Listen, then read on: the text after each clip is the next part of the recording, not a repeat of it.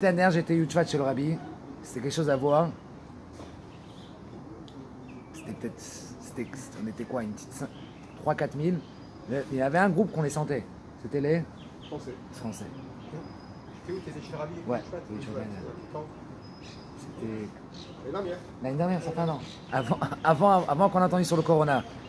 C'est vrai que le Rabbi il aimait très beaucoup les Français, mais on doit comprendre que le Rabbi, avant qu'il ne Rabbi, après qu'il s'est marié, il cherchait pas de rentrer dans dans toutes les choses qui sont dans le kavod, tout ça, et il a décidé d'aller apprendre en France. D'abord, il a commencé en Allemagne, après ça, il a appris en France. Et, comme vous savez bien qu'en 1939, ça commence la Deuxième Guerre mondiale. Et la majorité des Juifs étaient en Europe. Le Rabbi précédent, que lui, il était, si on prend sa vie, il était 30 ans, il était Rabbi. 10 ans, il était Rabbi en Russie, comme vous le savez. Et là-bas, ils l'ont arrêté. 10 ans, il était en Europe.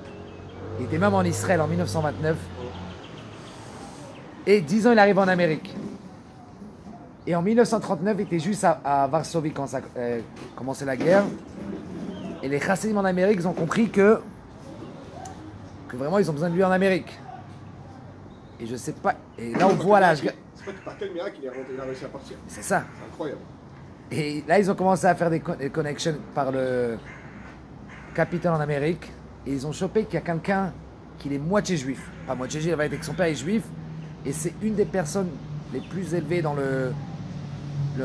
comment on dit, dans le CIA allemand, dans le renseignement. Cette personne, je savais qu'il était un petit peu contre Hitler. Et ils ont reçu mettre de l'argent, tout ça. Et ils sont arrivés, ils l'ont envoyé. Donc lui, il est rentré à Varsovie. Et ils ont vu une personne du Gestapo qui cherche le rabbi précédent. Toute l'équipe, ils étaient stressés. Ils le demandent. C'était entre les barbes. C'était même dans les. Je pense dans la fête. C'était en Yom Kippour. Et personne ne voulait le dire. Et là, il a dit, vous savez quoi? On essaye. Si vraiment il le cherche quelques jours, et il lui dit qu'il a quelque chose d'important de le transmettre. Et là, comme ça, ils ont réussi à faire la connexion. Et là, il a dit, écoutez-moi, j'ai reçu un de très, très haut de vous faire sortir. Ils ont dit, peut-être c'est un truc de Dieu. Et comme ça, vite, ils sont préparés. Donc, ils ont vu que pour arriver au port, il faudra passer à Berlin. Passer par Berlin avec sa barbe et son chapeau. Et c'est comme ça qu'ils sont partis par Varsovie. Ils sont arrivés à Berlin. Et au milieu, il y avait comment on dit, comme aujourd'hui, il y avait de la police qu'ils arrêtaient. Et là, quand ils sont arrivés, ils ont fait. Où vous le ramenez sur rabbin? Ils ont fait, écoutez-moi, on doit le ramener spécialement à Berlin. Et en miracle, tout est bien passé. Et après 2 mois, il est arrivé au port. Et là, il a pris le bateau, il est arrivé en Amérique. Mais maintenant, son gendre, le Rabbi, il était en France. Et comme vous savez bien, en France, on aime dire la grande France, mais la France a été gagnée par les Allemands en 3 semaines. Même pas 3 semaines, ça fait ça. Et lui, il est commencé à partir vers le sud de la France. Et là, il est arrivé en Portugal. Et là, il a réussi à acheter le dernier bateau qui partait vers l'Amérique. Et un jour avant le bateau, il reçoit un télégramme. C'est pas le télégramme d'aujourd'hui, mais un télégramme. Le Rabbi dit, ne prends pas ce bateau. Donc quand tu sais que c'est le dernier bateau qui sort de l'Europe, et tu as le ticket, que c'était très dur à l'avoir, mais comme son beau-père l'a dit, il n'est pas monté. Et ce bateau, là, même ce bateau a été arrêté par les Allemands. Ils sont tous repartis en Europe. Et une semaine après ça, il y a eu, grâce à Dieu, un autre bateau. Le Rabbi est arrivé en 1941 en Amérique. Donc, comme mon frère l'a commencé, il a dit que après la guerre, il y avait beaucoup de chassidim étant en Russie. Et en Russie, c'était très, très dur pour garder la Torah mitzvot. Et ils ont décidé comment sortir de Russie. Il y a quelques qui étaient très forts. Ils ont commencé à...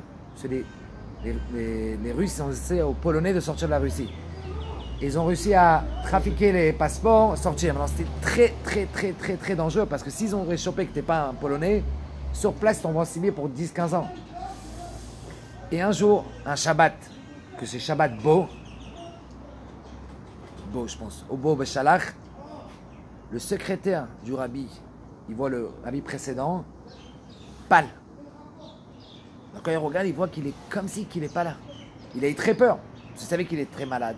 En 46, et il a eu très peur, peut-être il a attrapé quelque chose, peut-être une crise cardiaque, et il a vite appelé son gendre le Rabbi, qu'il va voir qu'est-ce qui se passe. Il rentre dans la chambre, il a eu très peur la première seconde, mais à un moment il voit que ses lèvres ils bougent.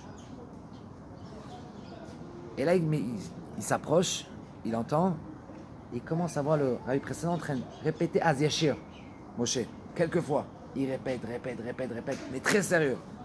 Il dit à son secrétaire, n'aie pas peur, sûrement il y a quelque chose qui se passe maintenant. Très bien. Une heure après ça, il s'est réveillé et il a continué comme si rien ne s'est passé. Et après ça, ils ont checké, une semaine après, le même moment qu'il était en train de dire Az Yashir, il y avait juste un grand groupe de chassidim qui passait avec le train. Mais non, c'est assez qu'un policier te demande une question en polonais. Il n'y avait pas un qui parlait le polonais. Mais vraiment des miracles.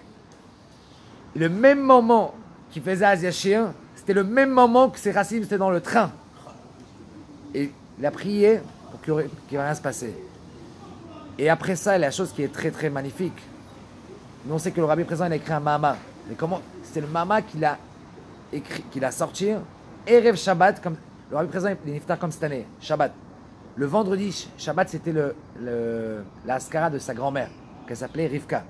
Comme vous connaissez Bet Rivka, c'est nommé sur elle. Et lui il a sorti un mama qui s'appelle Bati Gani, vendredi. Et Shabbat, il est parti, c'était le matin. Et là, le rabbi, il a fait, ça on voit que ça c'est la tzava. Comment on dit tzava en français de... Quand une personne écrit quelque chose avant de partir,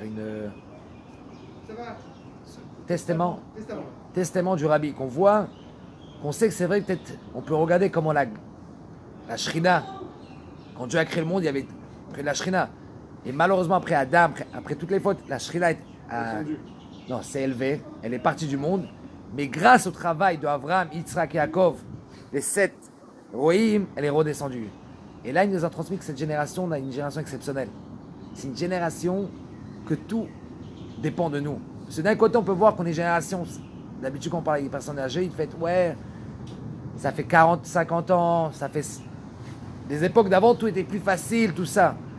Mais d'un côté, cette génération, on voit comment les choses, faire des bonnes actions, c'est très facile. Tu peux donner un shiur, toi à la maison, et tu peux envoyer ça à des milliers de personnes. C'est-à-dire que d'un côté, peut-être le monde a l'air difficile, mais du deuxième côté, les choses sont très faciles à faire. Bezrat Hashem. C'est vrai qu'on passe une année un petit peu difficulté, un petit peu compliquée, mais comme on a vu que tout est possible, c'est marrant, parce qu'avant ça, il a parlé avec... on voit que la Tkufa de Corona, ça nous rappelle comment... Des fois, tu penses une personne est en Chine, une petite personne est senti mal, il a fait passer un virus, et là, tu vois comment ça se transmet, comment les choses... Et maintenant, on apprend une chose, comme on voit les choses dans le mal, dans le bien, c'est encore plus fort. Et là, on voit des fois quand on dit un petit mot à notre cher ami, ou une bonne action qu'on fait chez lui, et l'autre, il transmet à l'autre, transmet à lui, Bezrat Hashem, on voit que tout le monde va recevoir du bien, et Bezrat Hashem, quand le Rabbi l'a dit, qu'on est la dernière génération de la Galoute, la première génération de la Géoula. Alors Bezrat Hashem nous attend de voir les choses, et de pas croire comme c'est Erev Shabbat, qu'on dit waouh, c'est dur, stressant, mais comme on sait, comme le moment avant Shabbat, toujours, c'est le moment le plus stressant, mais on sait que bientôt il y aurait le Shabbat. Le Shabbat, c'est comme un Géoula. Bezrat Hashem, qu'il y aurait que des... qu'on va déjà voir ça très bientôt. Bezrat Hashem. Allez, demain ce Shabbat. Maintenant. La semaine prochaine, c'est tout Bishvat.